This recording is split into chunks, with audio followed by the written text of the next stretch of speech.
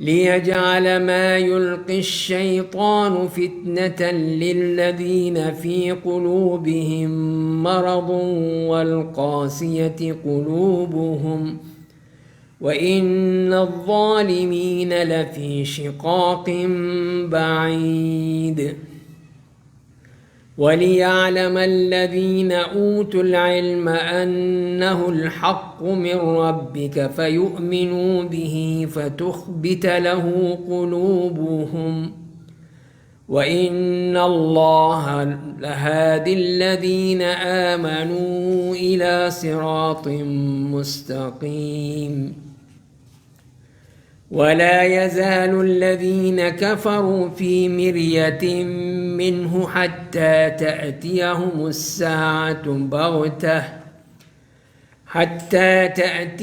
السَّاعَةُ بَغْتَةً أَوْ يَأْتِيَهُمْ عَذَابُ يَوْمٍ عَقِيمٍ الْمُلْكُ يَوْمَئِذٍ لِلَّهِ يَحْكُمُ بَيْنَهُمْ فالذين آمنوا وعملوا الصالحات في جنات النعيم والذين كفروا وكذبوا بآياتنا فأولئك لهم عذاب مهين۔ اس سے پچھلے رکوع میں جیسے ہم پڑھ چکے ہیں اس میں اللہ تعالیٰ نے اپنی بعض قانون بیان کیے، جیسے کہ پہلی بات جو بیان کی گئی وہ یہ ہے کہ جہاد کی اجازت دے دی گئی پہلی آیت میں کہ اُذِنَ لِلَّذِينَ يُقَاتَلُونَ بِأَنَّهُمْ ظُلِمُوا، ان مظلومین کے لیے یہ اجازت دے دی گئی کہ وہ اپنا دفاع کر سکتے ہیں، ان کے خلاف تلوار اٹھا سکتے ہیں، اور ان کا اصل جو جرم تھا ان کے دوسروں کے نزدیک وہ یہی تھا کہ وہ اللہ کو پکارتے تھے، إِلَّا أَن يَقُولُوا رَبُّنَا اللَّهُ،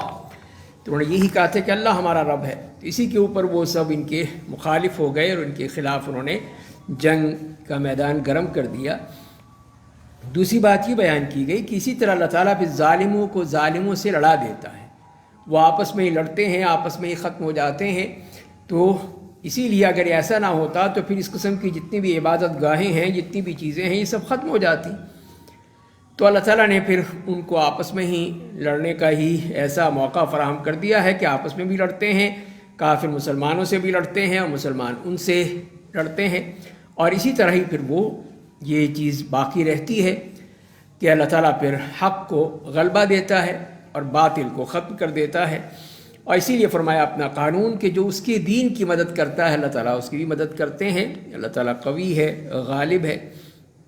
پھر لوگوں کے بارے میں فرمایا کہ جن کو اگر اللہ تعالیٰ ذمہ داری دیتا ہے اسلامی حکومت قائم کرنے کی تو ان کے لیے 4 چیزیں بیان کی گئیں کہ نماز کو قائم کرنا، زکوٰۃ ادا کرنا، نیکی کا حکم دینا اور برائی سے روکنا۔ تو 4 یہ وہ اہم کام ہیں، وہ اگر کریں گے تبھی وہ اسلامی حکومت کامیاب ہو سکتی ہے اور اس کے تمام جو اعمال ہیں وہ صحیح اعمال ہو سکتے ہیں۔ وَلِلَّهِ عَاقِبَةُ الْأُمُورِ، اور انجام تو اللہ کے ہاتھ میں ہے، وہ جس طرح چاہے ان کو اپنے اصلی مقام تک پہنچا دے۔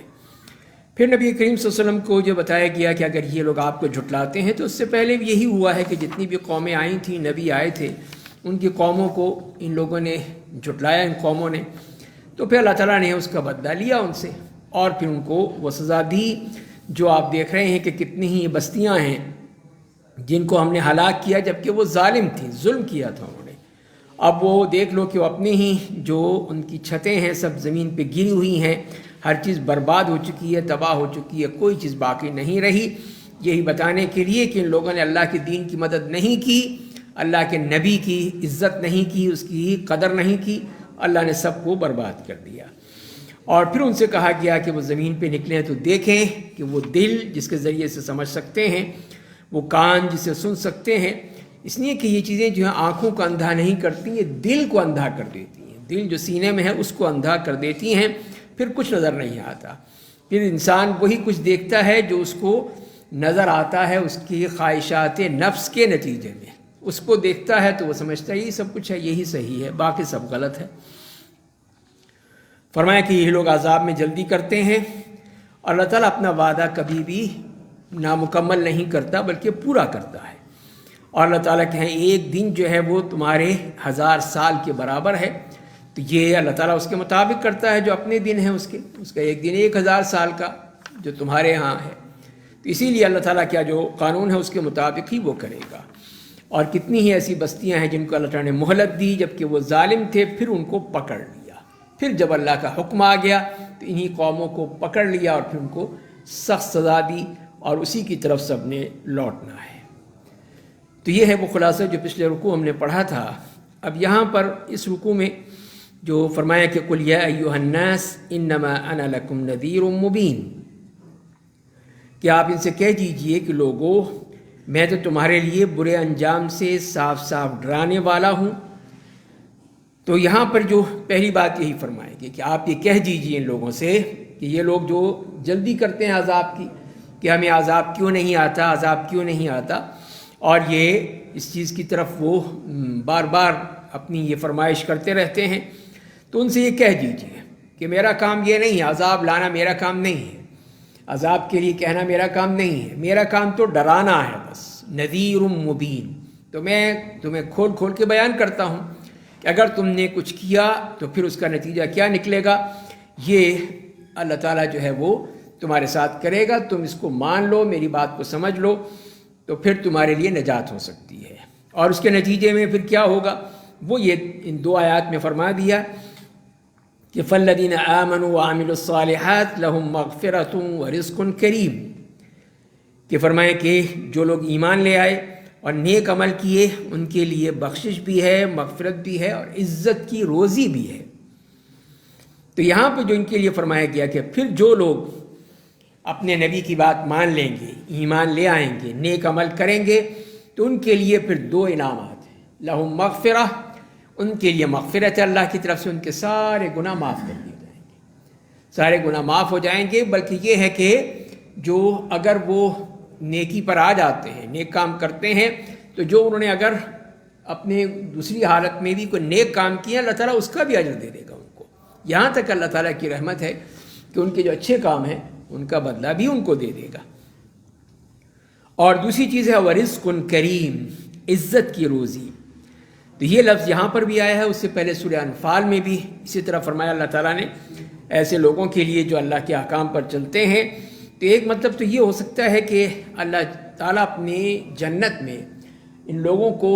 وہ چیز اتنا اونچا مقام دے گا، ایسی عزت کی روٹی دے گا، عزت کا کھانا دے گا جو لوگوں کو نہیں مل سکتا، لیکن اللہ تعالیٰ اپنے بندوں کو دے گا. یعنی وہ اعلیٰ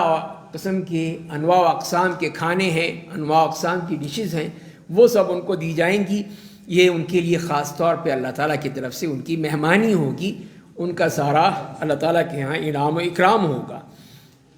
اور دوسرا مطلب یہ ہے کہ ان کو انتہائی عزت و اکرام کے ساتھ یہ تمام چیزیں دی جائیں گی، جو کچھ بھی ہے انتہائی عزت و اکرام کے ساتھ. اس لحاظ سے وہ یہ 2 انعام بتا دیے ان کے لیے. اس کے بعد جو فرمایا کہ والذین سعوا فی آیاتنا معاجزین اولئک اصحاب الجحیم، اور جو لوگ ہماری آیات کو نیچا دکھانے کی کوشش میں لگے ہوئے ہیں تو یہی لوگ اہل جہنم ہیں. تو یہ ہیں وہ لوگ جو کہ یہ سمجھتے ہیں کہ ہم کسی طرح اس اسلام پر غالب آ سکتے ہیں. تو وہ لوگ کیا کرتے ہیں، اس قسم کی کوششیں کرتے ہیں کہ جس کے ذریعے سے اس اسلام کو، اس دین کو بدنام کیا جائے، اس کی شان کو گھٹایا جائے، ان کو ذلیل کیا جائے، مسلمانوں کو طرح طرح سے ان کو تنگ کیا جائے. تو فرمایا کہ یہ لوگ جو ہیں کون ہیں، اولئک اصحاب الجحیم، یہی اہل جہنم ہیں. تو یہ اہل جہنم کی نشانی ہے کہ وہ پھر اسلام کو پست کرنے کی کوشش کرتے ہیں، اس کو تنگ کرنے. اب یہی جیسے کہ ایران میں جو کچھ ہو رہا ہے، وہاں پہ جو کچھ ہے وہ ہم تو کیا کہہ سکتے ہیں اس پر، لیکن اس پہ جو ریئیکشن ہوا بعض جگہ پہ کہ وہی جو وہ لوگ جو اپنے آپ کو مسلمان کہتے ہیں وہ ایک جوڑا کھڑا ہو کر قرآن کریم کو پکڑ کے اس کے ایک صفحے کو پھاڑ رہا ہے، پھر اس کو جلا رہا ہے، پھر اپنے پاؤں تلے روند رہا ہے. وہ صرف اسی لیے کہ تم یہ جو آ گئے ہو ملالی، جو ہم پر حکومت کرتے ہو قرآن کے ذریعے سے، اور جو کچھ بھی وہ کہتے ہیں ہم اس کو نہیں مانتے. تو وہ اپنے غصے کا اظہار کر رہے ہیں. تو یہ ہے، دیکھیے کہ وہ لوگ جس طرح وہ کریں گے، جو قرآن کریم کو اور اس دین کو اس طرح ذلیل کرنے کی کوشش کریں گے، خود ذلیل ہوں گے، خود تباہ و برباد ہوں گے. اس لیے کہ اللہ تعالیٰ اپنا انتقام لیتا ہے لیکن اپنی مرضی سے لیتا ہے. اس وقت ان کے اوپر کوئی بجلی نہیں گرے گی، لیکن اس کے بعد پھر اللہ تعالیٰ ان کو دکھائے گا کہ اس کا انجام کیا ہوگا ایسے لوگوں کا. تو فرمائیں کہ اولئک اصحاب الجحیم، یہی وہ جہنمی ہیں جو کہ اس طرح ہماری آیات میں کوشش کرتے ہیں اس کو وہ غلبہ پانے کے لیے اور اس کو ختم کرنے کے لیے. پھر فرمائیں کہ وما ارسلنا من قبلک من رسول ولا نبی الا اذا تمنى القى الشیطان فی امنیتہ، ہم نے آپ سے پہلے جو بھی رسول یا نبی بھیجا تو جب بھی وہ کوئی آرزو کرتا تو شیطان اس کی آرزو میں وسوسے کی آمیزش کر دیتا. فَيَنْسَخُ اللَّهُ مَا يُلْقِي الشَّيْطَانُ، پھر اللہ تعالیٰ شیطانی وسوسے کی آمیزش کو تو دور کر دیتا اور اپنی آیات کو پختہ کر دیتا. ثُمَّ يُحْكِمُ اللَّهُ آيَاتِهِ وَاللَّهُ عَلِيمٌ حَكِيمٌ، اللہ سب کچھ جانتا ہے اور حکمت والا ہے. تو یہ آیت جو ہے جو قرآن کریم کی آیت، اس کے بارے میں کئی بڑے بڑے مفسرین جو ہیں ان کے بھی پاؤں لڑکھڑا گئے یہاں پر اس کو سمجھنے میں کہ اس کا مطلب کیا ہے. پہلی بات تو یہ ہے کہ اس میں یہ فرمایا گیا کہ ہم نے جو بھی آپ سے پہلے رسول یا نبی، اس کا مطلب ہے کہ رسول اور نبی دو الگ الگ شخصیات ہیں، دو الگ الگ ان کی حیثیت ہے. ایک رسول ہیں اور ایک وہ نبی ہیں. تو یہ اس کا فرق جو یہ نظر آتا ہے وہ اسی طرح سے ہے کہ نبی عام ہے کہ جو بھی آتا ہے اللہ کی طرف سے وہ نبی ہوتا ہے، اور اس میں سے جو ایڈیشنل ان کے لیے ایک وہ کہہ لیجیے کوالٹی رکھ دی جاتی ہے وہ رسول کی ہے. تو اسی لیے پھر تو رسول جو ہے وہ نبی تو ہوتا ہی ہے، اس لیے کہ وہ تو ایک سب کی ایک کوالٹی ہے. جیسے کہ ایک ہمارے ہاں بندے ہوتے ہیں، ہر ایک کو ایک شناختی کارڈ ایک ہی طرح کا ملتا ہے، سب برابر ہیں ہم. لیکن کچھ لوگ ہیں جن کے لیے وی آئی پی یا وی آئی پی ہے، تو وہ اس میں تو برابر ہیں عام مرتبے میں، لیکن اپنی جو حیثیت کے مطابق ان کو الگ سے ٹریٹ کیا جاتا ہے. تو یہی ہے فرق رسول کا اور نبی کا کہ جو بھی آیا ہے اللہ کی طرف سے، اللہ کا بھیجا ہوا نمائندہ، وہ رسول تو اور نبی تو ہوتا ہی ہے، لیکن اس میں سے کچھ لوگوں کو اللہ تعالیٰ نے خصوصیت دی ہے، اس کو رسول کا سٹیٹس دیا ہے کہ وہ رسول بھی ہوگا. اس کا مطلب یہ کہ ہر رسول جو ہے وہ نبی ہوتا ہے لیکن ہر نبی رسول نہیں ہوتا. یہ اس کا فرق ہمیں سمجھنا ہے. اس لیے کہ موسیٰ علیہ السلام کے لیے اللہ تعالیٰ نے یہی فرمایا کہ وَكَانَ رَسُولًا نَبِيًّا، کہ وہ رسول بھی تھے نبی بھی تھے. جی ہاں، وہی میں عرض کر رہا ہوں کہ وہ پھر ان کو شریعت دی جاتی ہے. جو رسول ہے اس کے ساتھ ایک شریعت ہوتی ہے، ایک مقام ہوتا ہے، اس کو حرام و حلال کی ایک وہ باقاعدہ کتاب دی جاتی ہے، تعلیمات دی جاتی ہیں. باقی جو ہیں وہ موسیٰ علیہ السلام تو رسول تھے اس لیے کہ ان کو شریعت دی گئی، تورات دی گئی. ان کے بھائی ہارون وہ ان کے تابع تھے، وہ نبی تھے، وہ رسول نہیں تھے. ان کو رسالت نہیں، نبوت ملی تھی. نبی ہیں وہ ہارون، آپ کے موسیٰ کے ساتھ ہیں. اسی طرح کتنے ہی انبیاء کرام جیسے کہ بنی اسرائیل میں بے شمار نبی آئے لیکن نبی تھے، وہ رسول نہیں تھے. رسول صرف حضرت موسیٰ علیہ السلام تھے. ان کی قوم میں نبی اس میں بنی اسرائیل میں جو حضرت موسیٰ علیہ السلام کو رسالت بھی دی گئی اور نبی تو تھے ہی وہ. اور اسی طرح جو وہ ہیں رسول جن کو اس طرح شریعت دی گئی وہ ہے رسول. تو اس کا مطلب یہ ہے کہ دونوں جو ہیں وہ الگ الگ شخصیات ہیں اور ان کو اللہ تعالیٰ نے بھیجا. اور ان کا معاملہ کیا ہوا کہ الا اذا تمنا، تمنا سے مراد کیا ہے؟ ایک تو تمنا سے مراد وہی ہے جو کہ ہم جیسے اپنی زبان میں استعمال کرتے ہیں، کسی چیز کی خواہش کرنا، کسی چیز کی وہ آرزو کرنا، اس کو تمنا کہتے ہیں. دوسرا ایک مفہوم جو ہے وہ ہے تلاوت کے لحاظ سے کہ وہ جو بھی تلاوت کرتا ہے، تو یہ معنی بھی عربی زبان میں آتا ہے. تو یہ ہم اگر معنی لیں تلاوت کا تو یہ ذرا قرین قیاس بنتا ہے اس سے. الا اذا تمنا القى الشیطان فی امنیتہ، تو مراد یہ ہوا کہ جب بھی وہ رسول یا وہ نبی جب بھی تلاوت کرتے ہیں تو شیطان کیا کرتا ہے؟ وہ کوشش کرتا ہے کہ اس میں کسی طرح کوئی ملاوٹ کر دے، کسی طرح اس میں کوئی وسوسہ ڈال دے یا اس میں کوئی اپنی آواز ملا دے، کوئی بھی صورت ایسی کرے کہ اس کا مسئلہ حل ہو جائے، اس کی جو خواہش ہے وہ حل ہو جائے اور یہ جو لوگ ہیں یہ سب بہک جائیں اور معاملہ جو ہے وہ غلط ہو جائے. اور اس سلسلے میں بعض مفسرین کرام نے ایک روایت نقل کی ہے کہ نبی کریم صلی اللہ علیہ وسلم ایک دفعہ مکے میں تلاوت کر رہے تھے. آپ تلاوت کرتے تھے، ظاہر آپ کو باوجود یہ کتنا وہ پریشان کرتے، تنگ کرتے، لیکن آپ نے کبھی بھی رکے نہیں اس کام سے، آپ ہمیشہ تلاوت کیا کرتے تھے. تو آپ تلاوت فرما رہے تھے سورہ نجم کی، وَالنَّجْمِ إِذَا هَوَى مَا ضَلَّ صَاحِبُكُمْ وَمَا غَوَى. تو وہاں پر وہ آیت آتی ہے اس میں کہ أَفَرَأَيْتُمُ اللَّاتَ وَالْعُزَّى وَمَنَاةَ الثَّالِثَةَ الْأُخْرَى. یہ ہے ان کے بتوں کا ذکر آ رہا ہے اس میں، اور وہاں پہ اس نے یہ کہا گیا کہ آپ نے یہ الفاظ بھی ادا کر دیے، تِلْكَ الْغَرَانِيقُ الْعُلَى وَإِنَّ شَفَاعَتَهُنَّ لَتُرْتَجَى. کہ یہ وہ ہیں دیوتیاں ہیں، یہ وہ دیویاں ہیں لات اور عزا اور منات جن کی شفاعت کی توقع کی جا سکتی ہے. یہ دو باتیں، یہ دو جملے کہہ دیے، آیت تو نہیں کہہ سکتے ہم اس کو، جملے کہے گئے. تو کفار بڑے خوش ہوئے اس روایت کے مطابق، میں اس کی تصدیق نہیں کر رہا، اس روایت کے مطابق کہ کفار کو بڑی خوشی ہوئی کہ دیکھو آج تو ہماری دیوتیوں کی دیویوں کی بڑی تعریف ہو گئی قرآن میں. اور وہ بڑے خوش ہوئے، اور سب جب آپ نے سجدہ کیا تو سب سجدے میں گر پڑے سوائے ایک شخص کے، امیہ ابن خلف کے. اس نے سجدہ نہیں کیا بلکہ مٹی اٹھائی اور اپنی پیشانی سے لگا لی، میرا سجدہ یہی کافی ہے، اور پھر وہ کفر کی حالت میں ہی مر گیا. تو یہ جو ہے یہ روایت یہ غلط ہے، صحیح ثابت نہیں ہوتی، نہ روایت کے لحاظ سے نہ درایت کے لحاظ سے، دونوں طرح ہم اس کو قبول نہیں کر سکتے. تو یہی بات ہے کہ کیسے ایک شیطان نبی کریم صلی اللہ علیہ وسلم کی زبان مبارک پر غالب آ جائے، حاوی آ جائے، اور آپ کی زبان سے ایسے الفاظ ادا ہو جائیں، یہ ہو نہیں سکتا، ناممکن ہے. اس کا مطلب یہ ہے کہ خدا نخواستہ ایسی بات ہو جائے تو پھر تو قرآن پہ شک پیدا ہو جائے گا ہمیں کہ قرآن میں کئی باتیں ہو سکتا ہے کہ شیطان نے لائی ہوں. یہ تو ممکن ہی نہیں ہے، تو ہے ہی ناممکن سی بات ہے کہ اس کو ممکن ہونا ہی جو ہے وہ مستحیل ہے، مان ہی نہیں سکتے ہیں. تو لہذا انہوں نے جو بھی کیا تو وہ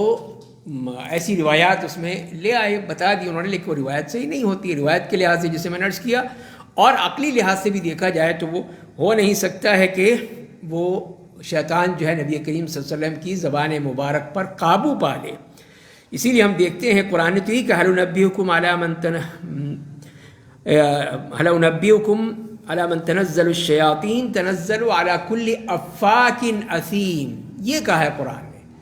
کہ آؤ تمہیں بتاؤں کہ شیطان کہاں نازل ہوتا ہے، کس پر نازل ہوتا ہے، کس پر وہ قابو پاتا ہے، ہر قسم کے جھوٹے اور گناہ گار پر. تو اس کا مطلب یہ ہے کہ وہ نبی پر نہیں آ سکتا، رسول پر نہیں آ سکتا، ان پر قابو نہیں پا سکتا، ان کی زبان پہ وہ کوئی قابو نہیں پا سکتا. وہ اس لیے کہ قرآن کے خلاف ہے یہ بات، یہ ہو ہی نہیں سکتا ہے. اور جب قرآن نے یہی کہا انا نحن نزلنا الذکر وانا له لحافظون، ہم تو اس کی حفاظت کرنے والے ہیں، تو اگر ہم اس بات کو لے لیں اس کا مطلب یہ ہے کہ پھر نعوذ باللہ اللہ تعالیٰ نے حفاظت نہیں فرمائی قرآن کی، کہ بیچ میں آ کے اس نے اپنی بات گھسیڑ دی، تو یہ ممکن ہی نہیں ہے. تو لہذا یہ اس قسم کی ہم روایات جو ویسے بھی ثابت نہیں ہے، اور نہ یہ ممکن ہے کہ اس طرح جو شیطان ہے وہ آ کے نبی کریم صلی اللہ علیہ وسلم کی زبان مبارک پر آ کے ایسی بات وہ کہہ دے، اسی لیے یہ ہو ہی نہیں سکتا. تو لہذا پھر یہ ہم کہیں گے کہ اس روایت کی نہیں، اس سے مراد یہی ہے کہ وہ کوشش کرتا ہے، وہ اپنی جگہ کوشش کرتا رہتا ہے کہ کسی طرح وہ اپنی کسی بات کو لوگوں کے دلوں میں ڈال دے. انبیاء کرام یا رسول کرام کے دل میں تو نہیں ڈال سکتا، اس لیے کہ وہ شیطان سے محفوظ ہوتے ہیں، شیطان کے اوپر قابض نہیں ہو سکتا ہے. اس لیے کہ نبی کریم صلی اللہ علیہ وسلم جیسے ایک دفعہ ایک حدیث میں آتا ہے کہ آپ نے کہا کہ ہر شخص کے ساتھ ایک وہ شیطان ہوتا ہے، اس کے ساتھ ایک قرین ہے. تو عائشہ تھیں اور کوئی، انہوں نے پوچھا کہ آپ کے ساتھ بھی ہے؟ کہا میرے ساتھ بھی ہے، لیکن میرا جو قرین ہے وہ مسلمان ہو چکا ہے. یہ ہے اللہ تعالیٰ کی طرف سے آپ کے لیے خصوصیت کہ اب آپ کو وہ ورغلا نہیں سکتا، بہکا نہیں سکتا، اس لیے کہ وہ خود مسلمان ہو چکا ہے. وہ قرین جو ہے، باقی سب ہمارے ساتھ تو ہے، ہمیں تو ورغلاتا رہتا ہے، بہکاتا رہتا ہے، وسوسے ڈالتا رہتا ہے، پریشان کرتا رہتا ہے، لیکن وہ رسول اللہ کو نہیں کر سکتا. تو اسی لیے فرمائیں کہ شیطان اپنی جگہ کوشش کرتا ہے کہ ان کی تلاوت میں ہو یا ان کے کسی بھی معاملے میں وہ گھسے اور وہ بات کرے. تو پھر کیا کرتے ہیں؟ فَيَنْسَخُ اللَّهُ مَا يُلْقِ الشَّيْطَانُ. تو اللہ تعالیٰ پہ جو بھی شیطان اگر کوشش کرتا بھی ہے تو اس کو بالکل ملیا میٹ کر دیتے ہیں، اس کو منسوخ کر دیتے ہیں، اس کو وہ چیز آتی ہی نہیں ہے، اس لیے کہ وہ کوشش تو کرے گا، ظاہر ہے کہ وہ دشمن ہے، پکا دشمن ہے اللہ کا، اللہ کے رسول کا اور مسلمانوں کا، تو اسی لیے وہ تو کوشش کرتا ہے اپنی جگہ، لیکن وہ کامیاب نہیں ہوتا، تو اسی لیے پھر وہ اس کی یہ کوشش ناکام ہو جاتی ہے۔ جب ناکام ہو جاتی ہے تو پھر اللہ تعالیٰ کیا کرتے ہیں، ثم یحکم اللہ آیاتہ، اور پھر اللہ تعالیٰ اپنی آیات کو پختہ کر دیتا ہے، پھر اللہ تعالیٰ اپنی آیات کو ثابت کر دیتا ہے کہ یہ ہے میری آیت۔ تو اب ظاہر ہے کہ وہ آیت جو آئی ہے افرأیتم اللات والعزی ومناة الثالثة الأخرى الکم الذکر وله الانثی تلک اذا قسمۃ ضیزی، وہ ہے قرآن کی آیات، وہ ہم پڑھیں گے۔ وہ اس لیے کہ وہ اللہ تعالیٰ نے یہاں پہ مضبوطی سے اس کو راسخ کر دیا، اور جو اس کی شیطان کی بات تھی وہ شیطان کی حد تک ہی رہی، رسول اللہ تک نہیں پہنچی، ہم اس کو قبول ہی نہیں کر سکتے ہیں۔ تو یہ ہے یحکم اللہ آیاتہ واللہ علیم حکیم، اللہ سب کچھ جانتا ہے اور حکمت والا ہے۔ تو ظاہر ہے کہ یہ ہو نہیں سکتا کہ کوئی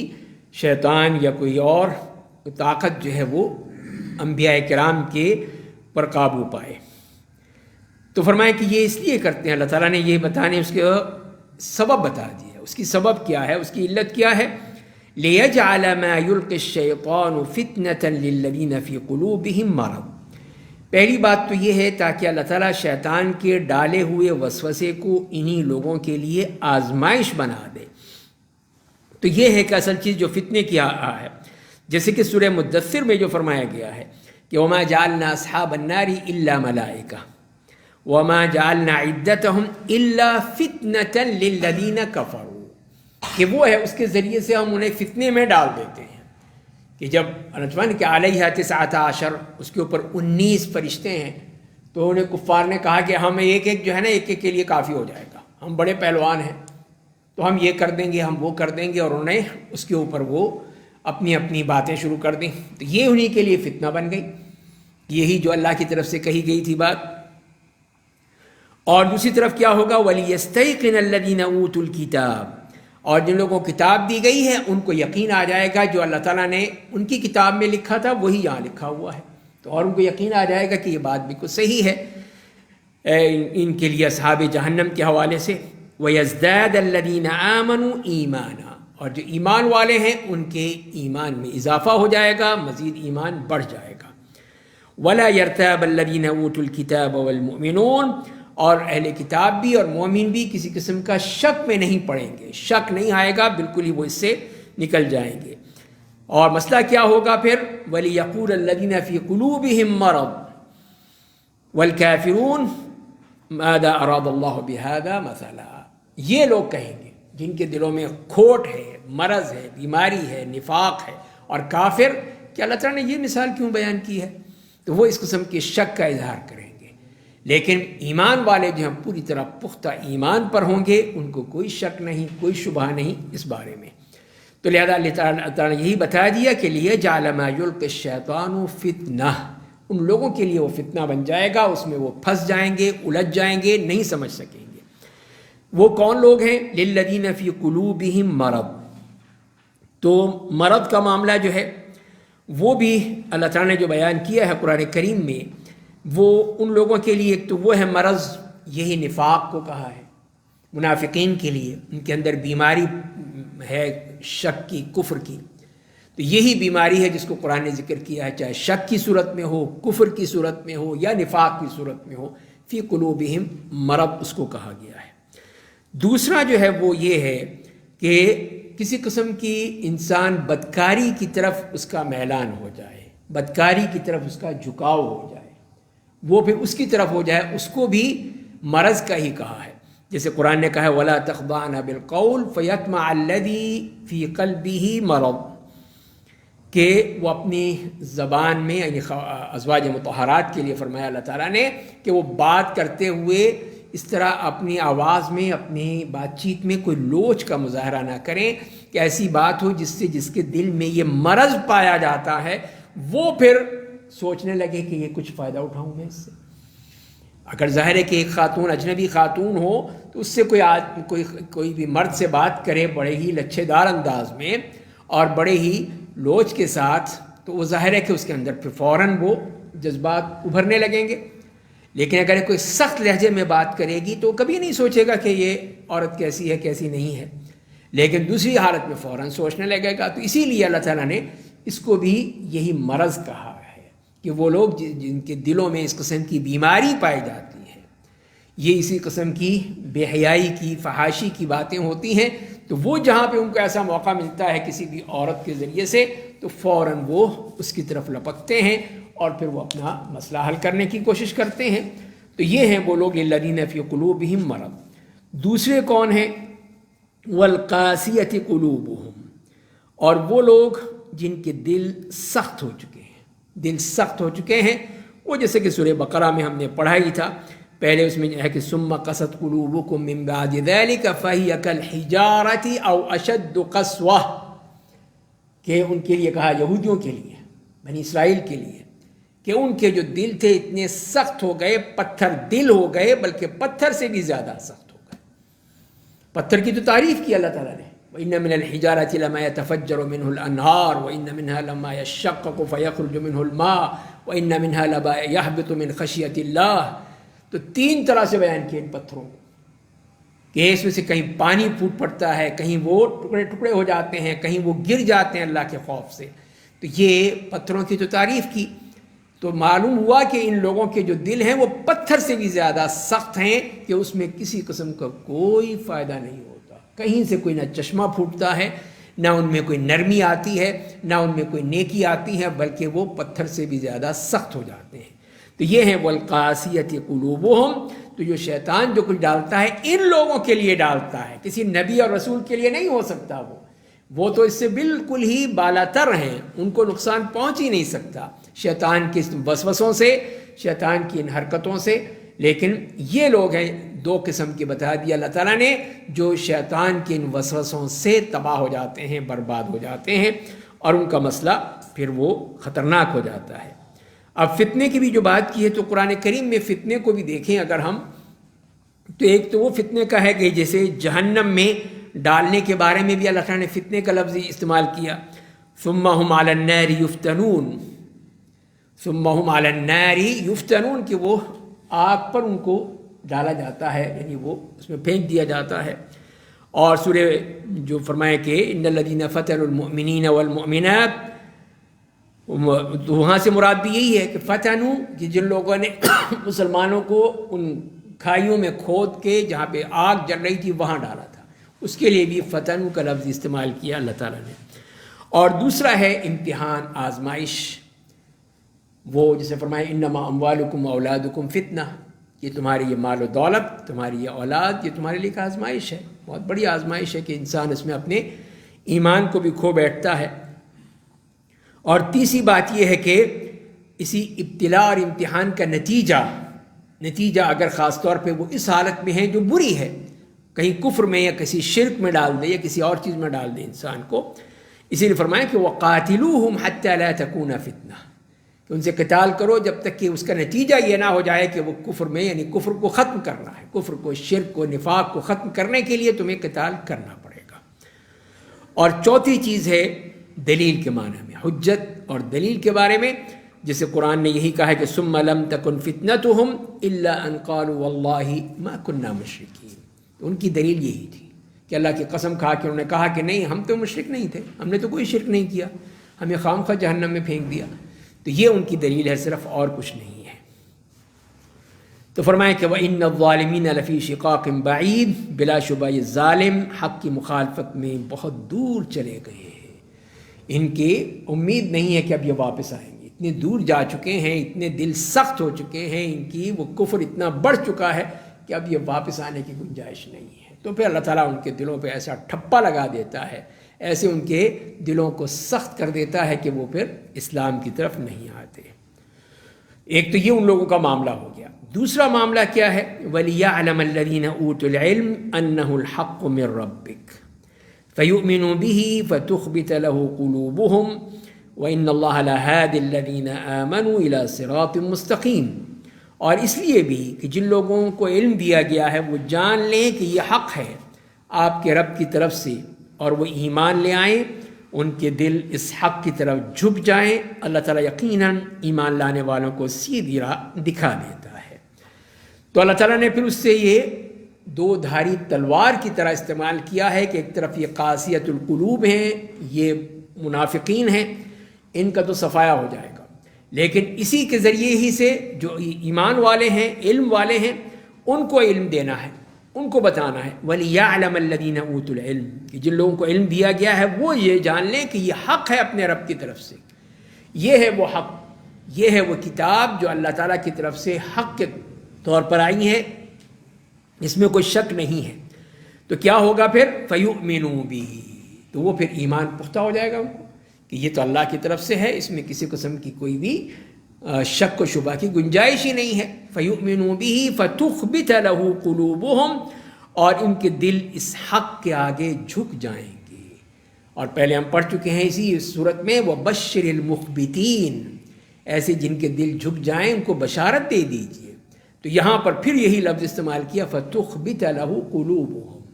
جن کے دل جو ہیں وہ اللہ تعالیٰ کے سامنے جھک جاتے ہیں، اللہ کے حکم کے لیے فوراً وہ سر تسلیم خم کر دیتے ہیں یا سرنڈر کر دیتے ہیں، وہ اکڑتے نہیں ہیں اس کے سامنے،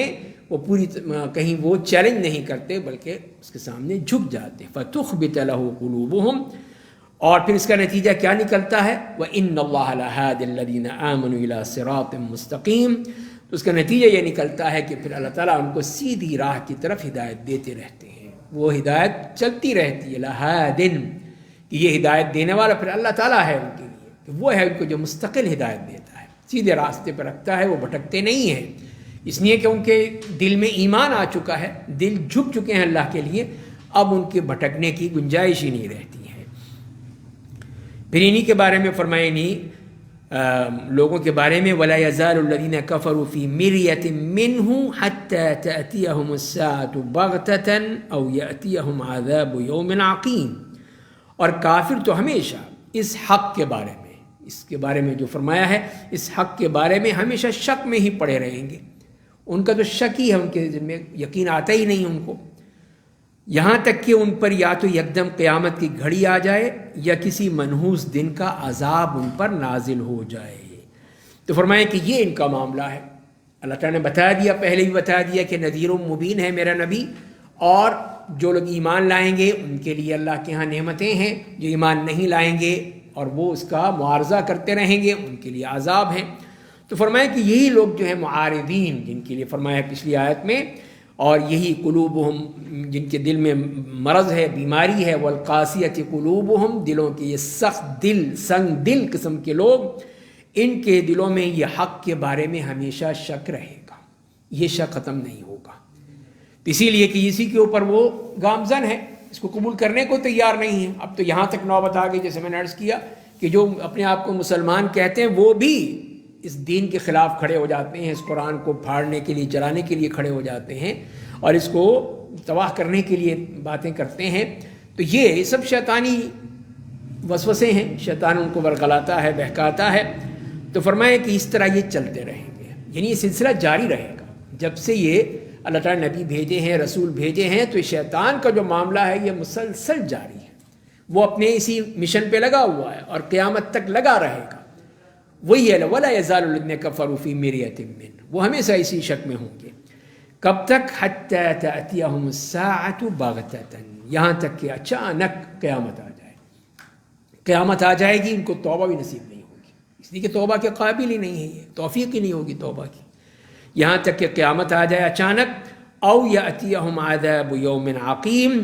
اور ان یا تو ایسے دن کا عذاب آ جائے اچانک، آ کے عذاب ان کو پوری طرح اپنی لپیٹ میں لے لے، جس کا کوئی نتیجہ، یعنی جس سے کوئی فائدہ نہیں۔ عقیم اصل کہتے ہیں بانجھ کو، بانجھ عورت کو عقیم کہتے ہیں، مطلب یہ ہے کہ ایسا دن ہوگا جو انتہائی نحوست والا دن، کہ جس میں خیر کی توقع نہیں ہو سکتی، وہ دن ہوگا، اور اس میں پھر عذاب ان پر آئے گا۔ اور اس دن کا معاملہ کیا ہے؟ الملک یومئذ للہ، تو اس دن تو حکومت تو اللہ ہی کی ہوگی،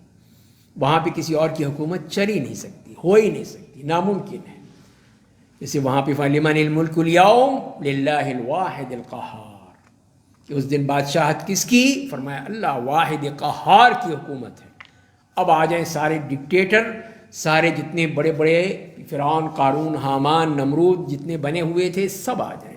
ایک تو وہی ہیں جنہیں قرآن نے ذکر کیا، اور ایک وہ ہیں آج کل کے زمانے کے، یہ فرعون جو ہم پر مسلط ہیں، چاہے مسلمانوں پر ہوں یا غیر مسلم پر ہوں، تو یہ سارے فرعون، سارے یہ ڈکٹیٹر، یہ سب جو ہیں اللہ کے سامنے کھڑے ہوں گے، ساری ان کی حکومتیں ختم، سب کچھ ختم ہو چکا ہوگا۔ کوئی نہیں کہہ سکے کہ نہیں میں تو اپنے زمانے کا بہت بڑا ڈکٹیٹر رہا ہوں، بہت بڑا میں صدر رہا ہوں، یہ تھا، یہ میں وہ تھا، اور اس طرح ہوتا ہے کہ اس کو پھر وہ بچ نہیں سکتا۔ تو اس دن بھی اللہ کے ہاں جب یہ پہنچیں گے تو وہاں پہ سب سر جھکائے کھڑے ہوں گے، کسی کی مجال ہے کہ وہ کہے کہ اللہ نہیں میں بھی کچھ ہوں، تو پھر دیکھ لے گا اپنا انجام وہاں پہ۔ یحکم بینہم، اور پھر اللہ تعالیٰ وہاں فیصلہ کریں گے، یحکم بینہم، جو کہہ دیا ہے وہی کافی ہے کہ اس دن وہ فیصلے ہوں گے، بس یہی وہ یوم الدین جو ہم کہتے ہیں، سورہ فاتحہ پڑھتے ہیں، تو یہی یوم الدین ہے۔ اس دن سارے فیصلے ہوں گے، سارے بدلے ہوں گے، ہر چیز وہاں پہ صاف ہو جائے گی، ہر چیز۔ یہاں پہ تو یہ ڈکٹیٹر جو ہیں یہ بیٹھے رہتے ہیں، کئی کئی سال رہتے ہیں۔ وہ مصر کا ڈکٹیٹر تھے، ایک نہیں، دو نہیں، تین، کتنے نہیں، اب ایک اور بیٹھا ہوا ہے، کتنے سالوں سال بیٹھے رہتے ہیں، مارتے ہیں لوگوں کو، ختم کرتے ہیں، ظلم و ستم کرتے ہیں۔ ایک وہ شام میں ہے، وہ پہلے اس کا باپ تھا، اب یہ بیٹا ہے، یہ کتنے لوگوں کو مار، پورا ملک تباہ ہو گیا، کھنڈرات بن گئی۔ اس کی پوری آبادی، 1/3 آبادی کہیں دریاؤں میں، سمندروں میں غرق ہو گئی، کہیں وہ پناہ گاہوں میں، کہیں ترکی میں، کہیں اردن میں، کہیں شام میں، لبنان میں، یا دوسرے ملکوں میں وہ بیچارے پناہ لیے بیٹھے ہوئے ہیں۔ کتنے ہی یورپ میں جو ہیں وہ مارے مارے پھر رہے ہیں۔ تو یہ اس ملک کا حشر ہوگا، لیکن وہ ڈکٹیٹر اپنی جگہ ہے۔ تو وہ یہ نہیں کہ اللہ تعالیٰ پھر ان کا حساب دکھائے گا، یحکم بینہم، وہ فیصلہ کرے گا کہ یہ کس قابل ہیں، کس طرح ان کو جہنم کے کس کونے کھدرے میں پھینکے گا۔ تو فرمایا اس کا فیصلہ پھر کیا ہوگا، فالذین آمنوا وعملوا الصالحات فی جنات النعیم، تو اللہ پہ ایمان لانے والے، نیک عمل کرنے والے، وہ تو جنت کی نعمتوں میں ہوں گے، نعمتیں ہی نعمتیں ہوں گی ان کے لیے ان باغات میں۔ والذین کفروا وکذبوا بآیاتنا فاولئک لهم عذاب مہین،